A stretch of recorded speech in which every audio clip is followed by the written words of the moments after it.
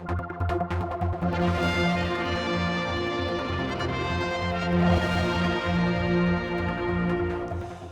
not old, but gold is a subject that PAG are putting on this month. John is with me, one of the three speakers tonight. Fill us in. I mean, what exactly is your point? Well, there's been some concern amongst older people on the island at some of the statements being made by politicians that the ageing population is a big threat, that people are becoming a burden on the state. And so the University of the Third Age, of which I'm chairman, decided to actually do some research and find out what's the truth. What evidence do we have? Does the cost of looking after older people outweigh any benefit they may have? Are they really a burden? And by looking at data produced by surveys in the UK and by doing some research using Isle of Man information, although unfortunately the data is not very easy to interpret and not very comprehensive, we've come to the conclusion that in fact the older population make a net positive contribution to the economy of all the countries of the British Isles. Okay, well, let me just throw some things at you. Like, for instance, obviously healthcare, that surely is where most of the elder population are using more resources in general than the younger people, right? Older people really only start to use healthcare in a major way, on average, when they've got 15 or less years of life remaining. And there is a considerable use of the health service by younger people.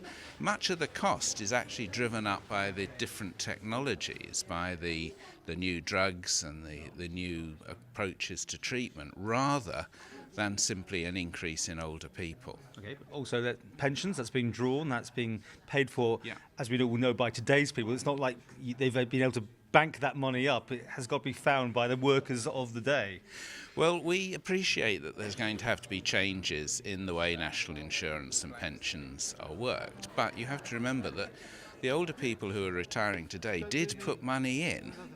The fact that successive governments have failed to plan for the obvious increase in life expectancy isn't the fault of the people now retiring. Isn't that the strange thing, that we've known this for absolutely ever? I mean, this is nothing to do with rocket science. We all knew there was a baby boomer coming through the system, and all governments, it appears, not just here in the Isle of Man, have failed overall to really get that in the houses in order, ready for that day.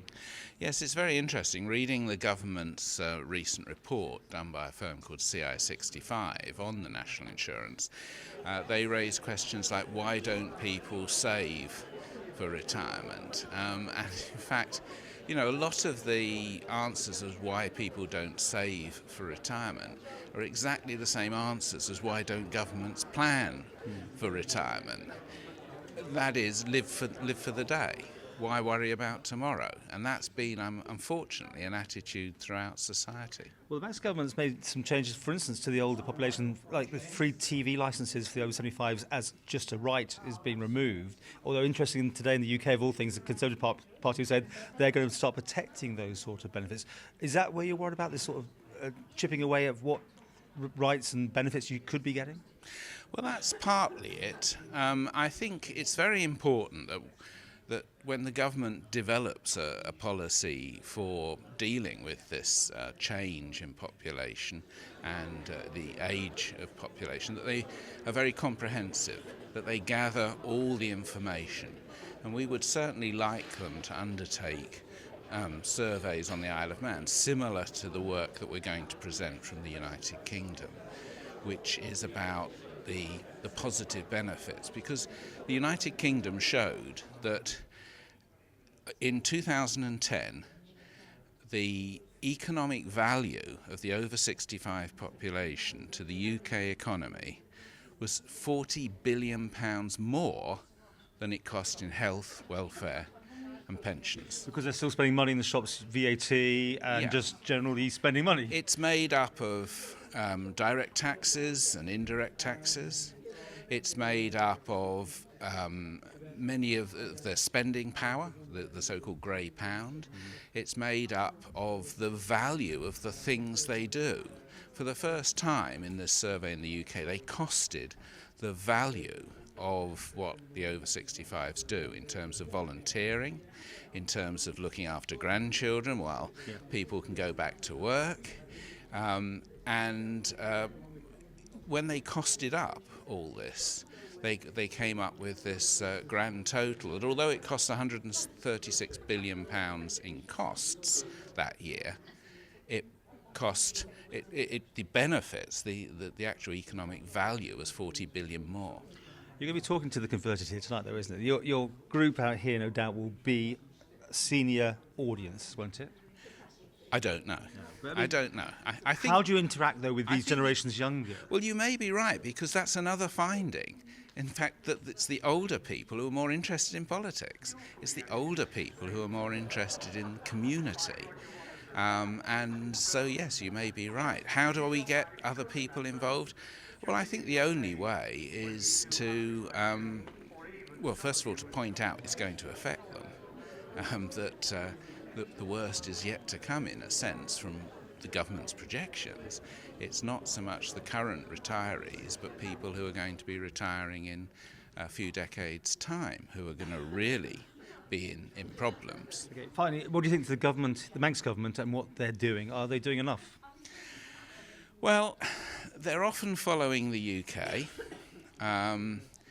They're, as you said earlier, they're snipping away at odd bits.